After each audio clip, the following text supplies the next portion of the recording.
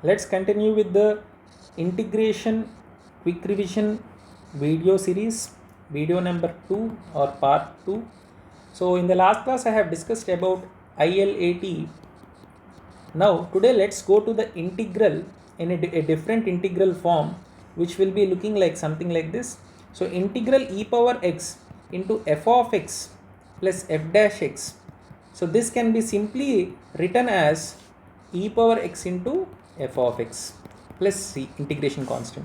Now your intelligence is observing f of x and it must have its derivative in the after the addition symbol. Now we also have integration in trigonometric concepts. Now namely the first format is integral 1 by a plus b cos x dx or integral dx divided by a plus b sin x.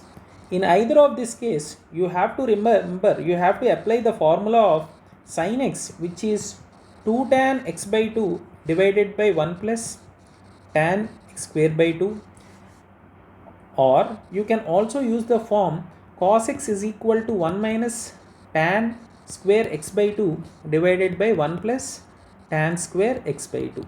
So if you substitute this, you can solve the problem. Now this cos x term you have to apply in problems where you have 1 by a plus b cos x plus c into sin x dx. Now if you substitute this value of cos x or sin x in these terms, you can simply solve the problems.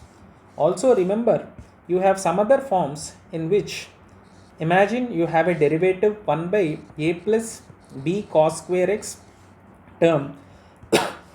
Now in this case, you have to remember, you have to divide this integral by cos x cos square x, and then you have to put tan x is equal to t. Remember, if your integral is in this form, or if your integral is in the form of 1 by a plus b sin square x dx, you have to divide it with cos square x and then put tan x is equal to t. Also sometimes you have integral in even in this form, a cos square x plus b sin square x plus c dx. Even in this case also you have to substitute this.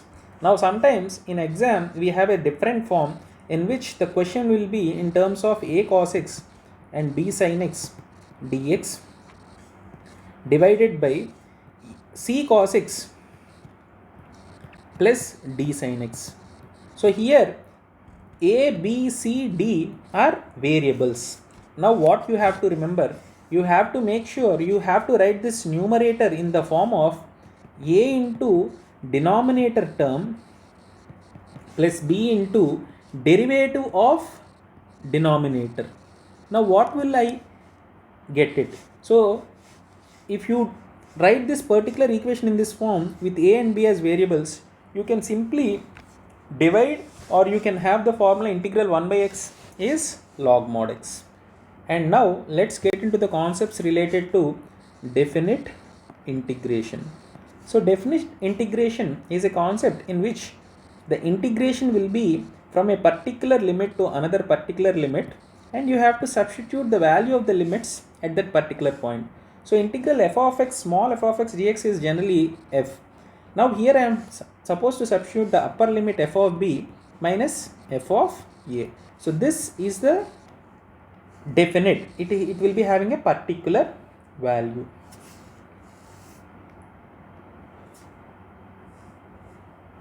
And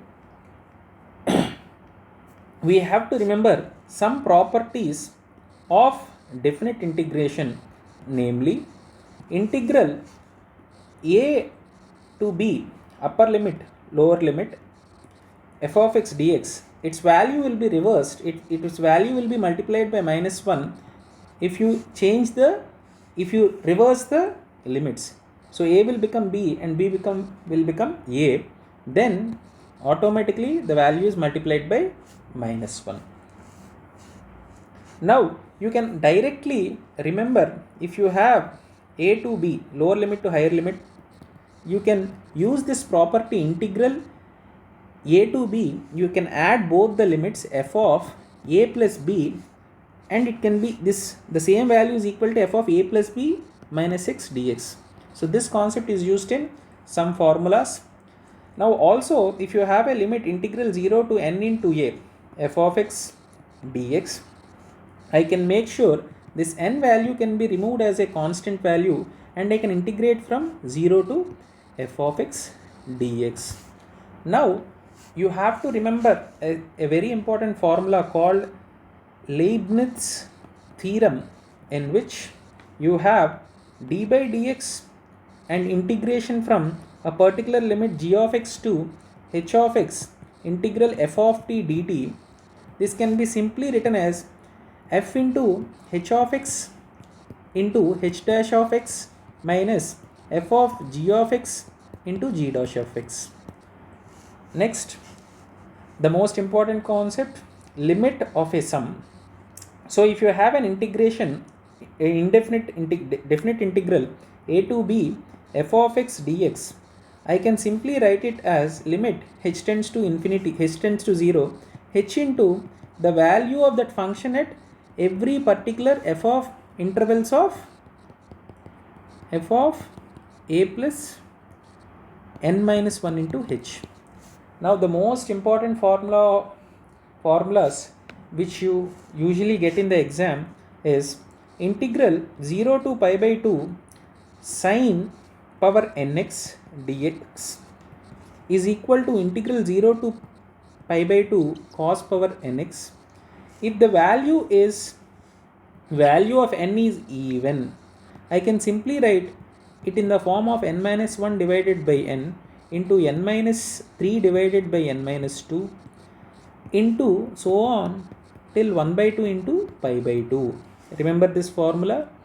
If it is odd, I can write it in the form of n minus 1 divided by n into n minus 3 divided by n minus 2, so on till 2 by 3.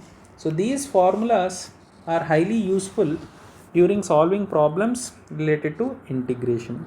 With this, majority of the formulas are discussed in this video. So hope this video is very much useful to you.